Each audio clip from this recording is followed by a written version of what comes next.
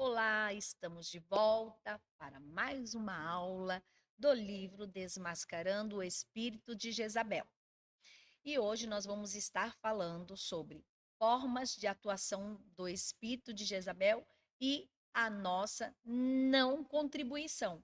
O que nós podemos fazer para não contribuir para que esse espírito se expanda sobre a igreja, para que ele venha destruir o corpo de Cristo. Mas antes disso, quero orar com você nesse momento.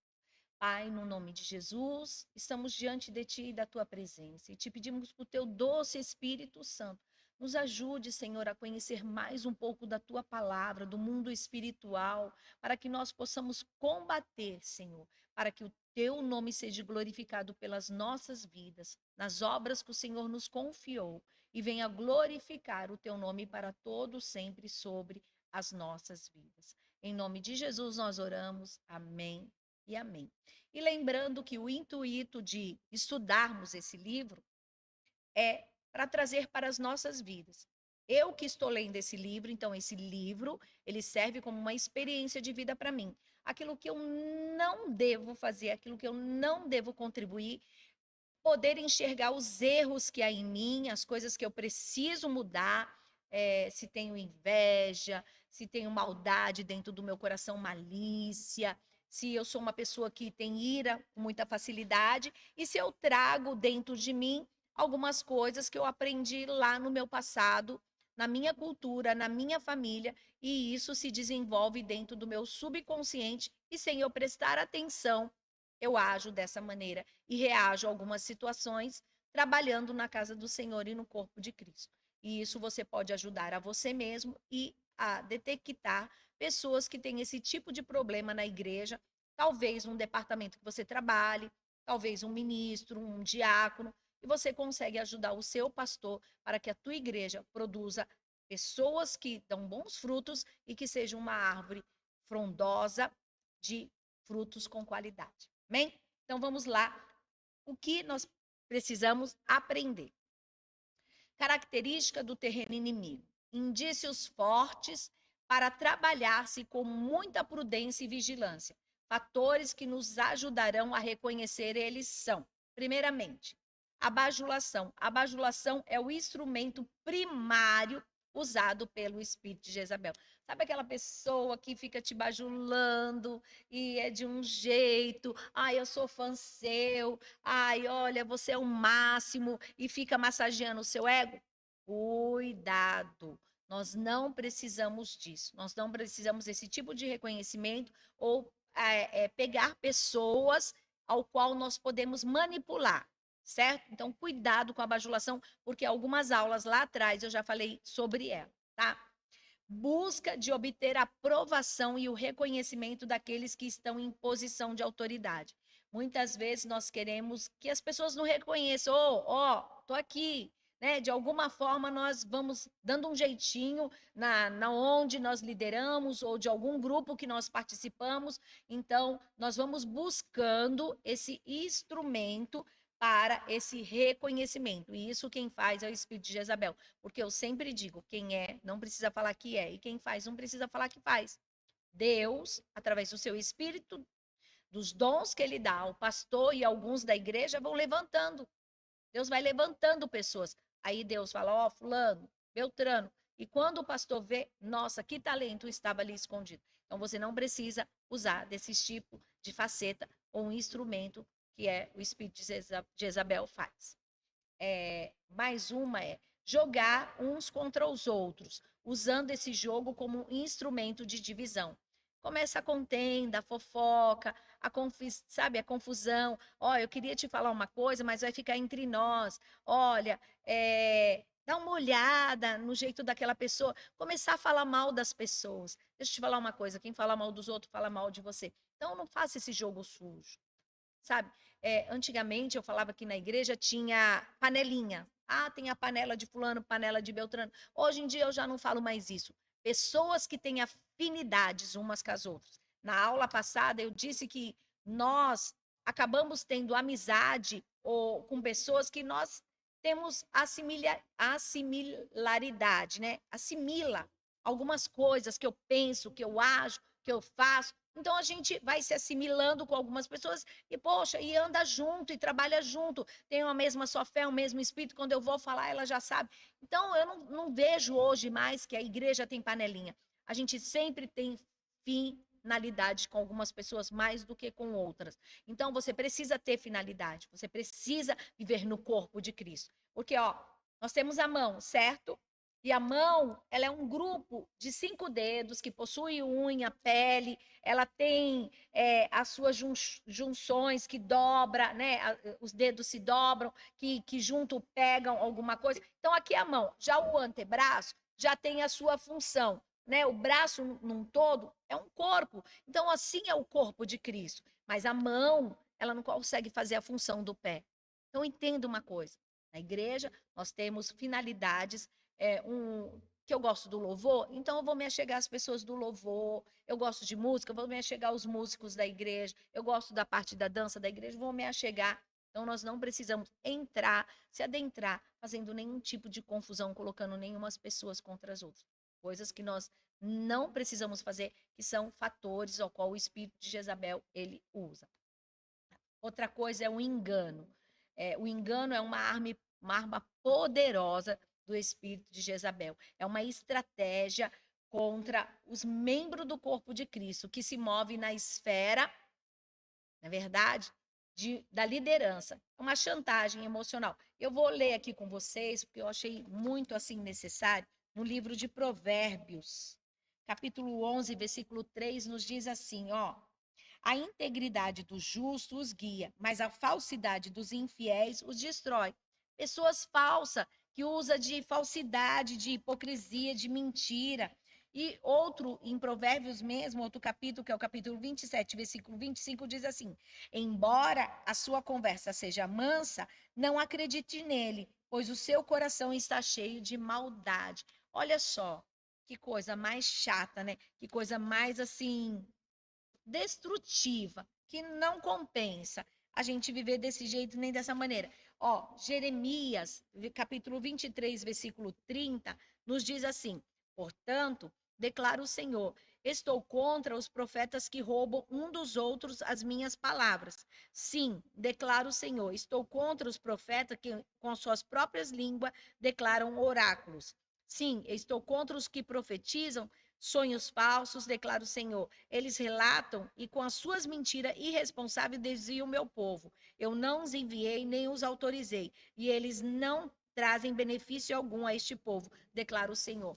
Porque o espírito de Jezabel é um espírito de engano.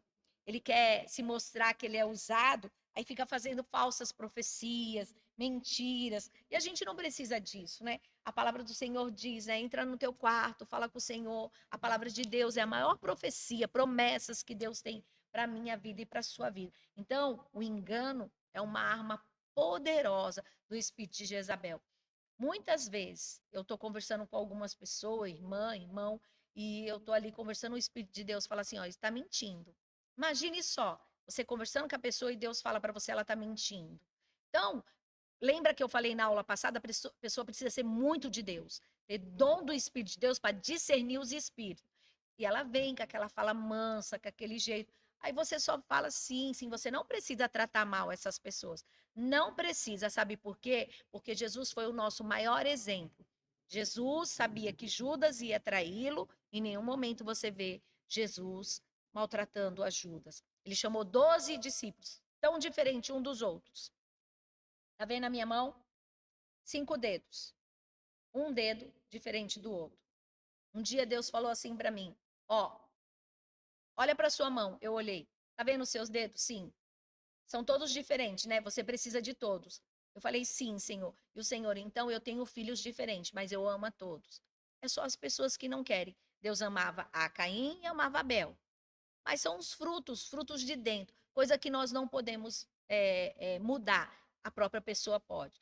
Só quem destrói a si mesmo são as próprias pessoas que se destroem a si mesmo. Deus, eu tenho um espírito de mentira dentro de mim, um espírito de engano dentro de mim, que eu fico enganando, mentindo para as pessoas. Olha, eu vou falar para você. Pede para Deus te curar, para botar, ainda que seja dura, eu vou falar a verdade. Ainda que seja dura, eu vou falar a verdade. Esses dias eu estava num culto e o pregador chegou atrasado. E ele subiu para pregar e ele falou assim: ó, não vou pôr a culpa em ninguém. E eu não vou falar que ninguém é culpado. Eu mesmo sou culpado porque eu me embananei na hora e por isso eu cheguei atrasado e eu quero pedir perdão à igreja. Que coisa mais bonita. Ele poderia ter inventado mil uma história. Meu filho saiu tarde da escola, eu peguei trânsito. Não, ele não falou nada disso. Ele foi verdadeiro. Ainda que como pastor, ainda como o que estava ali, como agente da bênção de Deus, ele falou, eu sou o culpado. Eu me embananei na hora. E eu acabei chegando tarde. Então é isso. Tira esse espírito de mentira da tua vida, de engano, de falsidade. Seja um servo de Deus autêntico, tá bom?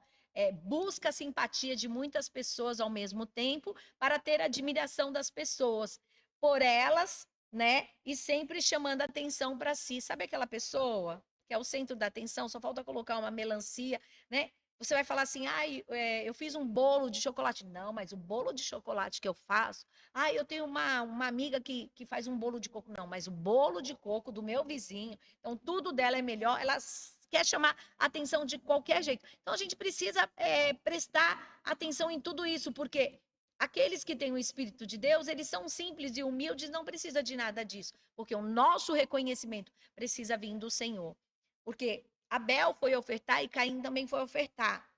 Só que a oferta de Abel era pura, de Caim não era. E o Senhor não se agradou. E muitas vezes a gente está trabalhando na igreja para holofotes. E aí?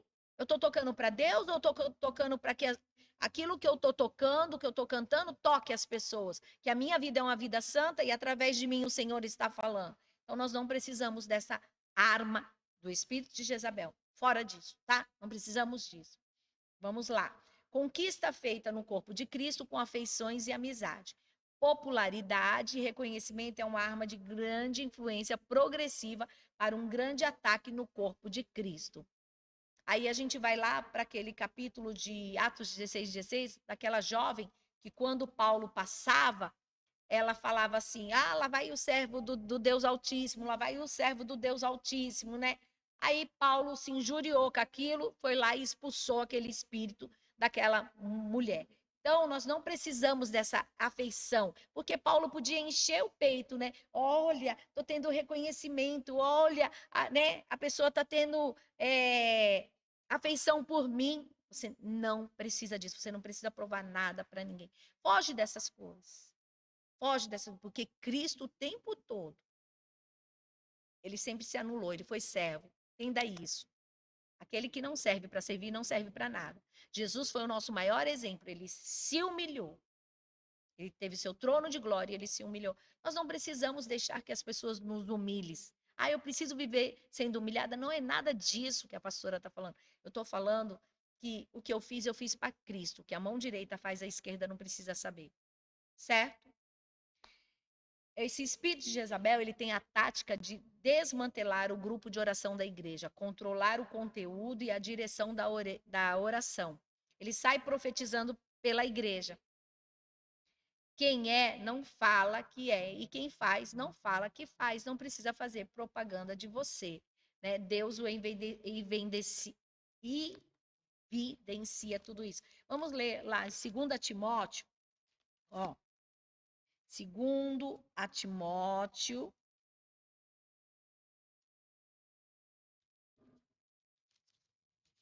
2, versículo 15. Nos diz assim a palavra do Senhor.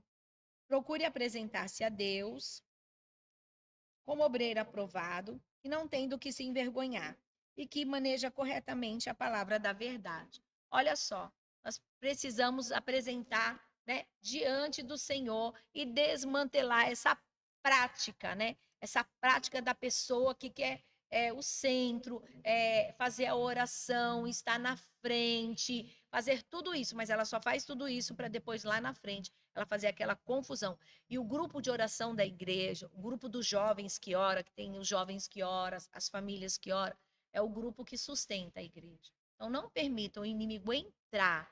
Não permitam o inimigo entrar. Mano, nós precisamos ter o tine de Deus, o discernimento de Deus, para saber quando Satanás quer entrar e fazer baderna no meio do corpo de Deus, tá bom? Do corpo de Cristo, da igreja de Cristo. são irracionais, insubmissos e têm a habilidade de se infiltrar em vários grupos.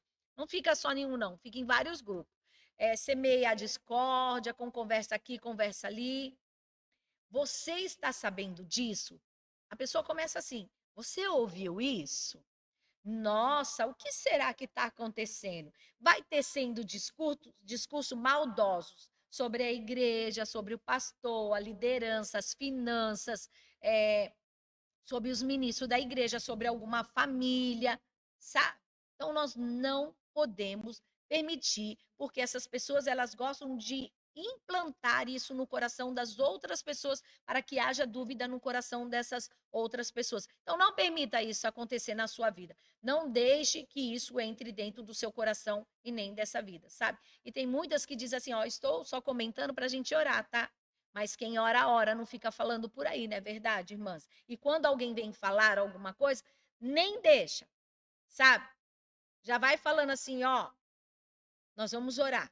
O que nós podemos fazer é orar. Eu não quero saber. Sabe, tem hora que a gente precisa agir assim, duramente, igual o João fazia. Raça de víbora. Tem hora que a gente fala, irmã, sai disso. Irmã, sai desse problema. Irmã, se você tem problema com alguém, vai resolver, porque eu não tenho. Então, tem hora que nós temos que confrontar esse espírito no meio da igreja, irmãs. Nós não podemos. Ó, irmã, você quer conversar com fulano? Vamos lá que eu sou sua testemunha. Então, você não permite, nós precisamos ser imparciais em alguns problemas, nós não podemos se meter.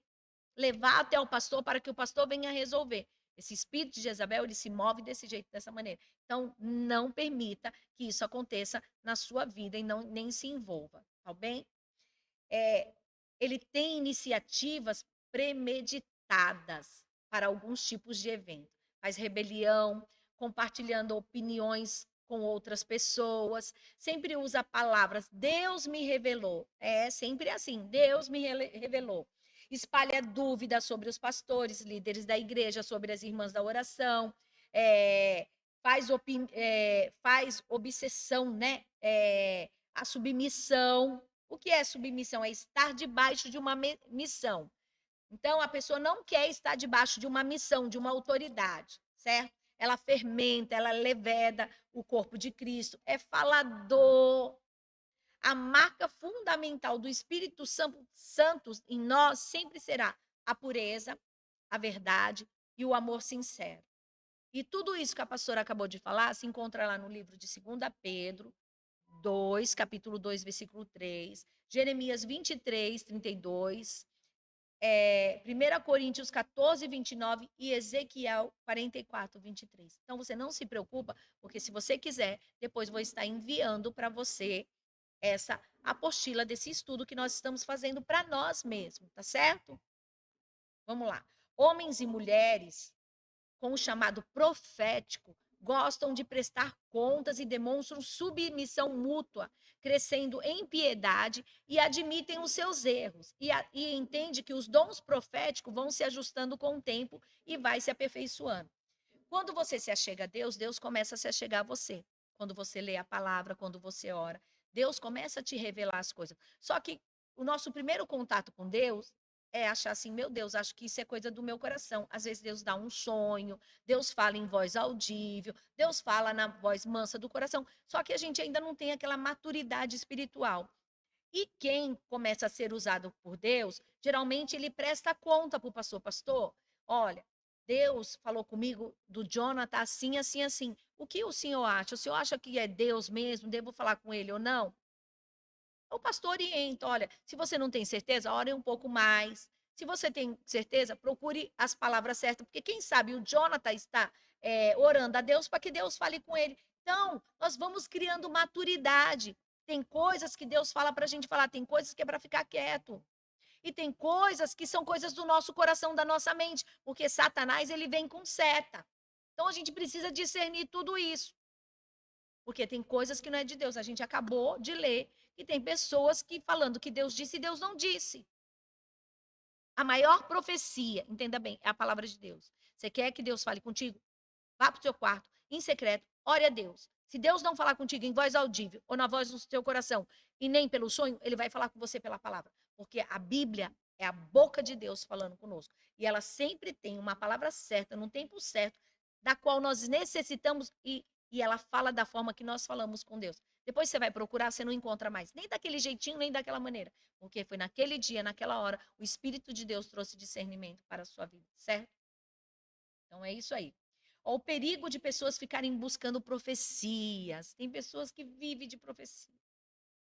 O rei Saul estava esperando Samuel vir, como Samuel não veio, ele foi lá buscar uma bruxa para tirar, né, uma feiticeira para falar alguma coisa para ele. Então para com isso. A Bíblia é a maior profecia para minha vida, para sua vida. Nós precisamos estar de joelho, ler a Bíblia e buscar intimidade com Deus. Pessoas que andam atrás de profecia são pessoas vulneráveis o tempo todo. Pessoas que não têm raiz, pessoas que não gostam de orar, pessoas que são muito ansiosas.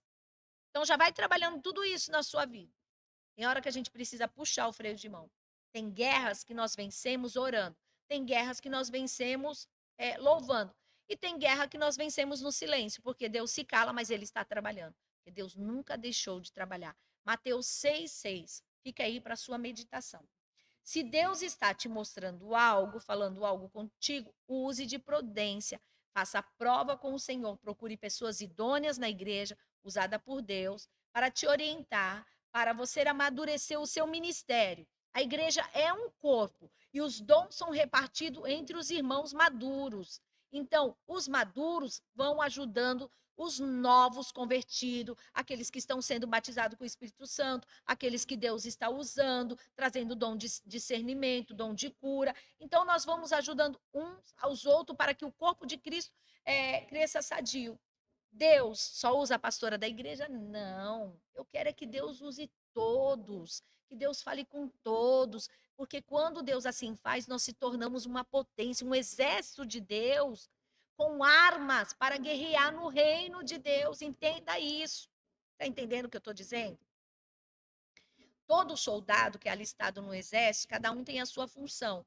E cada um que tiver o dom de Deus, olha que bênção que a igreja não será. Será uma bênção completa. Deus completando. Um fala em línguas, o outro interpreta, o outro tem dom de visão, o outro tem dom de profecia.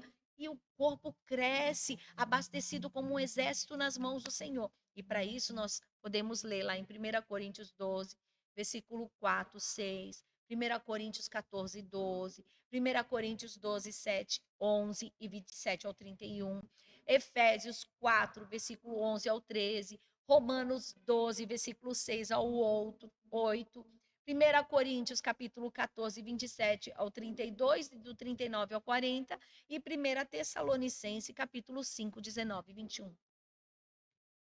Queira os dons de Deus, queira ser um vaso na mão de Deus. Ai, pastora, mas eu vou ser perseguida, eu vou ser isso, vou ser aquilo. Olha, eu já passei cada coisa, mas eu estou aqui para que Deus glorifique o nome dele na minha vida e assim ele fará na sua vida também, certo? Então vamos lá. Os líderes que são atacados por esse espírito de Jezabel sofrem ataques de ordem físicas, como doenças, mal súbitos, como de ordem emocionais, e até ataques na mente, como perturbações, muitas vezes, de um sonho que tira a sua paz, tenta tirar a sua paz, sonhos pornográficos, fica confuso e sem direção. E logo quer entregar o cargo, tem desânimo, fica sem força nenhuma. Então, você que está sofrendo qualquer tipo de ataque do espírito de Jezabel dentro da igreja, de ordem emocional, de sonhos, de ordem física. Quantas vezes eu cheguei na igreja com muita dor de cabeça e era o dia de eu pregar. Muitas vezes eu falava, ai, não vou pregar, não vou pregar. Depois que eu pregava, aquela dor de cabeça ia embora. Então a gente tem que entender quando nós sofremos esses contra-ataques do inimigo na nossa carne. Às vezes nós pregamos, passamos uma fase de alguns dias doente. Às vezes Deus está mandando a gente entregar uma profecia, a gente não entrega. Aí Deus vem provar a nós, né? Deus permite tudo isso. Deus permite essas coisas para mostrar que o poder, exatamente o poder, está sobre ele. Certa vez eu estava com uma dor de cabeça, eu estava num congresso e eu conheci uma moça num congresso que era daquela igreja e ela falou assim: vamos ali na sala de oração comigo? E eu fui na sala de oração com ela e tinha uma senhora bem idosa orando. E essa senhora levantou uma oração ali naquele momento, ela veio, colocou a mão na minha cabeça e falou assim: espírito imundo, sai agora da cabeça dela, que você está massacrando, dando dor na cabeça dela. E realmente eu estava com uma dor de cabeça que há dias eu estava tomando analgésico, pensando que era renite, e orando, meu Deus, que dor de cabeça é essa? Que dor? Era um contra-ataque do inimigo, e eu estava naquele congresso. Uma senhorinha tão humilde, mas cheia de Deus. Cheia de Deus. A dor de cabeça foi embora e nunca mais veio. Nunca mais. Aquela dor de cabeça. Então nós precisamos, porque às vezes o inimigo está nos contra-atacando. Deus permite, permite. Em Paulo, ele não permitiu um espinho na carne? Então não tem muito o que falar. O Senhor permite, mas nós precisamos superar todas essas coisas sobre as nossas vidas. Ele não permitiu no rei Ezequias uma doença de morte. Depois Deus foi lá, usou o próprio Isaías, mudando toda aquela circunstância. Então a gente, tudo que se acontece na nossa vida, entenda uma coisa, é por permissão de Deus. Porque nós precisamos conhecer o reino espiritual. Há um reino físico, mas há um reino espiritual. E nós precisamos conhecer esse reino espiritual para que o Senhor nos dê inteligência, capacidade, como deu a Daniel e seus amigos. Certo? Olha aí, já fui em algo.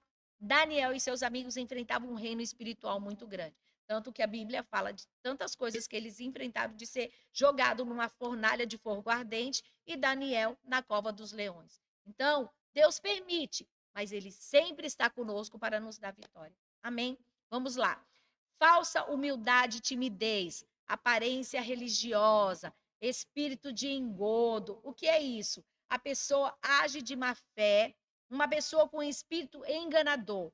Reuniões privativas de oração, não sabe nem para si e buscam ensinar a outros. Distorcem as passagens bíblicas, reformulam as doutrinas bíblicas, princípios e ordenanças. Têm aparência de amável e calma, mas são pessoas de difícil acesso. Segundo a Pedro 2:1 fala sobre isso, e Apocalipse 2:20. Eu até falei já sobre. Já passei por isso na igreja. Pessoas que têm talento, mas pessoas que não querem fazer parte de um corpo, né? E, a gente reconhece isso na pessoa. E eu chamei certa pessoa para dar aula na escola bíblica dominical. Ah, não, falou, deu um monte de desculpa por isso, por aquilo, mas depois fez um grupo e começou a chamar as irmãs para estudar com ela em particular e fazer oração. Aí uma das irmãs mandou para mim e falou assim: pastora, ela falou que a senhora liberou isso. Falei: não, não liberei nada disso, não. Eu convidei ela para dar aula. Aqui na igreja, como corpo, ela não quer dar aula, por que ela quer dar essas aulas? Por que ela quer fazer isso em particular? Distorcer aquilo. Se aparecer, não precisa. Aquele que não quer fazer parte do corpo, não tem que fazer nada na igreja. Você como pastor, você como líder, por mais que o seu departamento precise, e você vê que tem pessoas que têm talento, mas tem esse tipo de atitude, Deus vai te dar graça, Deus vai enviar uma pessoa preparada para esse departamento. Se hoje não dá para ter um departamento, então deixe esse departamento de lado. A hora que você puder ter alguém de confiança para que o corpo de Cristo e queira fazer parte do corpo de Cristo, assim você faz para que a tua igreja, o teu departamento, a tua liderança seja uma liderança de bênção na mão do Senhor, ok? Vamos lá. Pessoas assim, elas apresentam uma mistura de cristianismo, de nova era, religiões orientais, experiências místicas, falsa espiritualidade, promoção pessoal, vida familiar desordenada, comportamentos negativos. Famílias precisam buscar a sujeição e a disciplina em Deus. Comunhão entre os cônjuges. Precisa buscar arrumar o que está em desordem nos seus lares. Como iremos compartilhar aquilo ao qual nós não possuímos e nem vivemos? A mulher precisa saber o seu papel como auxiliadora e companheira do marido, e o marido como protetor da mulher e da família, como cuidador. Isso nós vemos lá em 1 Timóteo 3, versículo 1 e 4, e Malaquias 4, versículo 6. Precisamos ter uma ordenança dentro da nossa casa. Pastora, meu esposo não é crente. Eu não posso exercer nenhum cargo? Sim, pode exercer sim. Pastora, eu já fui chamada para liderança, já fui ungida, só que está acontecendo alguns problemas na minha casa. Você vai contra-atacar esse espírito destruidor que veio na tua casa, mesmo que Deus te chamou, porque há casos e casos. Nós não podemos pegar um caso e generalizá-lo. Nós devemos cuidar da igreja como cada caso, um caso especial. Senão, nós colocamos tudo dentro de um liquidificador e batemos. Mas não é isso que Deus quer. Eu preciso cuidar da igreja como Cristo cuidaria. Senão, ele não falaria com aquela mulher cananeia, porque os cananeus não falavam com o povo hebreu. Jesus foi lá e quebrou. Quem mais quebrou paradigmas dentro do corpo da igreja foi Cristo. Então, nós precisamos saber quando nós temos que fazer algo e quando nós já somos chamados e estamos enfrentando. Não entregue o seu cargo, não se envergonhe da luta, que às vezes tem um marido drogado, um filho, né? E você está lá orando, Deus, eu estou lá, o Senhor fará maravilhas na tua vida. Irmã, por favor, no nome de Jesus, meu irmão, você que está assistindo isso agora, Deus já te chamou para uma obra, ela é grande, e Deus vai usar as tuas mãos para dar grandes vitórias na sua vida, amém? Vamos lá. Mulheres dominadoras se tornam um empecilho para a vida dos filhos, tanto do sexo masculino como do sexo feminino. Meninas ficam masculinizadas, promíscuas e desmoralizadas, e meninos ficam tiranos, agressivos e efeminados. Isso você pode ver lá no capítulo 6, na página 100 e 101. Pessoas dominadoras com comportamento descontrolado podem estar presas a pais que ensinaram assim lá no passado. Viveu por muitos anos num ambiente assim e que o seu subconsciente age desse jeito e dessa maneira sem ele perceber. Lembra que eu falei que Jezabel ela teve um pai que era maligno, que matava, que era sacerdote, que profanava o altar, que tinha profanação sobre a sua vida, então ela fazia a mesma coisa, como exemplo. Então, o subconsciente da pessoa. Mas Caim, ele teve a oportunidade de mudar. Deus falou para Caim: Caim, olha a porta do seu coração. Então, a gente Deus está dando essa oportunidade para eu e você mudar.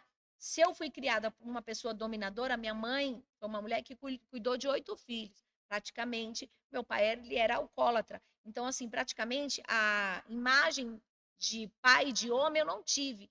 E viver com uma mulher que luta, ela é dominadora, ela é controladora, ela tem autoridade. Então, muitas vezes eu orei, Deus, tira isso de mim. Tira isso de mim. Eu quero ser uma mulher conforme a Bíblia diz. E nós precisamos, porque nós trazemos prejuízo para dentro da nossa casa, na vida dos nossos filhos. Muitas vezes esse tipo de pessoa casa-se com um cônjuge dominador, autocontrolador. E dentro de casa eles ficam numa disputa de autocontrole. As pessoas são iguais. E mulher também busca um homem parecido com ela. Agora, imagine 2 bicudos, não vai se bicar. Se um não baixar a guarda, Deus não tem como trabalhar. E já está tanto habituada que os seus relacionamentos interpessoal no corpo de Cristo, a pessoa ela age assim também, ela é autoritária, ela é mandona, dominadora, pois de uma maneira em geral nós refletimos e agimos da forma que nós somos, mas nós não conseguimos enxergar isso de uma forma imediata, até que nós precisamos fazer o quê? Primeira coisa, reconhecer, confessar e largar para sermos libertos. E isso está em 1 João, capítulo 1, versículo 9, 2 Coríntios 7, 10, Isaías 59, 20. E o arrependimento é fundamental nesse processo de restauração. Quando você procura um advogado, você tem etapas do seu processo. E o advogado vai falando, ó, seu processo andou, ó, está nessa fase. E o processo de cura, e o processo que nós precisamos tirar algumas coisas da nossa vida. Ah, eu sou uma pessoa que se ira fácil. Eu sou uma pessoa que se faz alguma coisa, eu tenho ódio, eu tenho raiva. Eu quero matar, né? Isso vai muito do nosso temperamento. Então, o processo que nós queremos agir na nossa vida, que nós precisamos ser libertos, é um processo que tem etapas. E enquanto não tiver o confessar e o arrependimento sobre as nossas vidas, Deus ele não pode derramar sobre as nossas vidas bênção. Nós precisamos dessa cura e reconhecer que precisamos do Espírito Santo dirigindo, está em primeiro lugar na nossa vida. Isso você encontra lá em 1 João, capítulo 4, versículo 1 e Romanos 1, 22. Então, que você possa pedir para que o Espírito Santo possa fazer isso de uma forma tremenda e maravilhosa na sua vida. Aqui eu vou dar um lembrete para você. Todo pecado não confessado, não confrontado por nós mesmos, ele pode germinar e produzir frutos que levam à morte. E isso eu estou falando, pois se eu não discipular a mim mesmo, como é que eu posso discipular uma outra pessoa? E se eu tenho estado emocional, sentimental, um espírito desordenado, a pessoa que eu vou discipular, eu vou levar ela à morte, porque ela vai estar aprendendo ensinamentos errôneos. Isso é um grande perigo. Já pensou? Aquilo que eu sou, eu ensinar a outra pessoa a ser? Então presta atenção nisso. Qual é o tipo de fruto que você está dando? A Bíblia diz assim que cuidado para que a luz que há em ti não seja trevas. Então, nós precisamos reconhecer isso sobre as nossas vidas. E para terminarmos essa aula, Números 16, capítulo 16, versículo 28 ao 30, ele fala sobre uma raiz. Precisamos descobrir a raiz do mal, o causador em nossa vida. Eu sempre digo que se somos depressivos, se somos irados, se a gente tem uma desordem de falta de submissão, de ira, falta de controle sobre a nossa vida, ela tem um causador, um fator causador. E você precisa descobrir por que, que você é assim. Né? Não vem com aquela história, eu nasci assim, eu vou morrer assim. Não, não, não, não. Nós podemos mudar a trajetória da nossa vida. A gente pode começar a nossa vida mal, mas precisamos terminar bem. Porque no decorrer da nossa trajetória, o Senhor vai nos limpando. O ouro, ele vai sendo fundido e a sujeira vai saindo. O cristal é tirado da rocha e ele é lapidado e a sujeira vai saindo, até ele ter aquele brilho específico. E assim é como uma joia preciosa. O Senhor vai arrancando. Você precisa saber qual é o fator. Confessar ao Senhor, receber essa cura, para que você seja bênção no seu departamento, na sua igreja. Você vai ver, Deus tem grandes coisas para a tua vida. Então, nós precisamos saber qual é essa raiz de rebelião. Por que me comporto assim? Por que correspondo dessa maneira com as pessoas? Por que tanta revolta? Por que eu sou tão rebelde? 1 Samuel 15, 23 fala sobre isso. Exaltar as suas próprias vontades é um perigo. Vontades governadas por desejos. Nos tornamos nossos próprios ídolos. Hebreus 13 fala sobre isso. Pessoas que têm dentro de si uma confusão, né? Feitiçaria e toda sorte de magia, necromancia. 2 Reis 9, 22. Então, ela faz essa mistura de bagunça dentro da sua cabeça e ela trabalha de todas essas formas. Essa cura para o Senhor. Que o Senhor possa vir com a cura sobre a sua vida. Que o Senhor possa vir com a cura sobre o seu coração. E aqui eu quero terminar essa aula. Que você possa aprender mais um pouquinho de Deus. Esse espírito de Jezabel. E a sua não contribuição para a destruição da igreja. Mas para que você possa ser uma bênção na mão do Senhor. Para que a igreja possa ser sadia. E você possa ser um vaso de honra na casa do Senhor. Vamos orar a Deus? Pai, no nome de Jesus, nós queremos te agradecer, enaltecer. Teu nome é grande e é poderoso. Arranca de nós toda a impureza, toda a maldade, toda a falta de submissão diante de ti. Pai, se há, Senhor, fraturas, Senhor, sobre a nossa alma, se há feridas, cura essas feridas, Senhor, porque a tua palavra diz que as suas mãos ferem, mas as suas próprias mãos ela cura. Pai, em nome de Jesus, nós queremos ser um canal de bênção, Senhor. Senhor, para os nossos amigos, nossos irmãos, para o corpo de Cristo. Ajude-nos como liderança, Pai. No nome de Jesus eu oro e abençoo a cada vida. Pai, que nós possamos confessar os nossos pecados e deixar diante da cruz. Pai, em nome de Jesus, sara a tua igreja, sara o teu povo, sara a nossa nação. Fica conosco, Senhor. E eu te peço, em nome de Jesus, amém e amém.